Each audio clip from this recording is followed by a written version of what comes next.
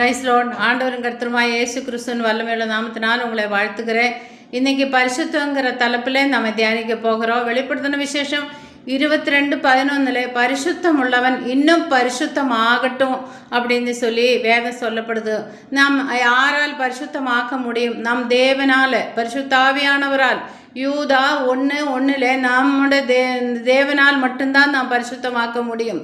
சங்கீதம் 29:2 பரிசுத்த அலங்காரத்துடனே தேவனை தொழுது கொள்ளுங்கள். நமக்கு பரிசுத்த அலங்காரம் வேணும். பரிசுத்த அலங்காரம் தகுதியான வஸ்திரம் தரித்து நல்ல ஒழுங்காக இருக்க, ஒழுங்கான வஸ்திரங்களை தரித்து நல்ல அலங்காரமான வஸ்திரங்களை தரிச்சுட்டு நம்ம தொழுது கொள்ளணும். நம்ம தாழ்மையின் வேஷம்னு சொல்லிட்டு ரொம்ப பக்கிரியாட்டெல்லாம் தேவ சமூகத்தில் இருக்கக்கூடாது.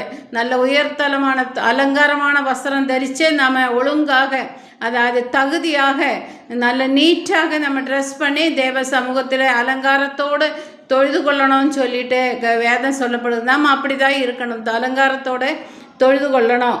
அப்புறம் மல்கியா 2:11 கர்த்தர் சிநேகிக்கிற பரிசுத்தம். ஆண்டவர் பரிசுத்தத்தை நேசிக்கிறாங்க, பரிசுத்தம் அவர் விரும்புகிறாங்க. அவர் பரிசுத்தர், நாம் பரிசுத்தர் ஆகையாலும் நீங்களும் பரிசுத்தமாக உள்ளவங்களாக இருங்க அப்படின்னு சொல்லி வேதம் சொல்லப்படுகிறது. புறஜாதிகளும் நம்ம பார்த்து பரிசுத்த அலங்காரத்தோட அவங்களும் தேவனை நேசிக்கணும், தொழுது கொள்ளணுங்கிற அவங்களுக்குள்ளே ஒரு உள்ளம் மாறணும். அதுக்காக நம்ம எப்போ பரிசுத்தமாக்கப்பட்டது தேவன் அப்படின்னு சொல்லி பார்த்தா எரேமியா 1:5 தாயின் கருவில் உருவாக்கும் போதே நம்ம பரிசுத்தம் பண்ணி தான் அவர் அனுப்பினாங்க. தாயின் கருவில் உருவாகும் போதே கர்ப்பத்திலே நம்ம பரிசுத்தமாக்கப்பட்டவங்க தான் அப்படின்னு சொல்லி. பரிசுத்தம் என்றால் என்ன அப்படின்னு சொல்லி பார்த்தீங்கன்னாக்கா, நம்ம இருதயத்தில் ஒரு பரிசுத்தம், நம்ம வார்த்தையில் ஒரு பரிசுத்தம், நடையில் பரிசுத்தம், நம்ம ட்ரெஸ்ஸிங்னஸில் எல்லாம் பரிசுத்தம், இதெல்லாம் பரிசுத்தம். நம்ம பேச்சில், நம்ம பார்வையில் எல்லாத்திலும் ஒரு பரிசுத்தம் மற்றவங்க காணும்படியாக, பரிசுத்தத்தை மற்றவங்களை புரிஞ்சு கொள்ளும்படியாக, இவங்க பரிசுத்தமானங்களன்னு அவங்களே சொல்லபடியாக நம்மளோட ட்ரெஸ்ஸிங்னஸ் இருக்கணும். நான் அன்பின் மூலமாக பரிசுத்தத்தை வெளிப்படுத்தும். நம்மளோட பேச்சில் ஒரு பரிசுத்தத்தை வெளிப்படுத்தணும்.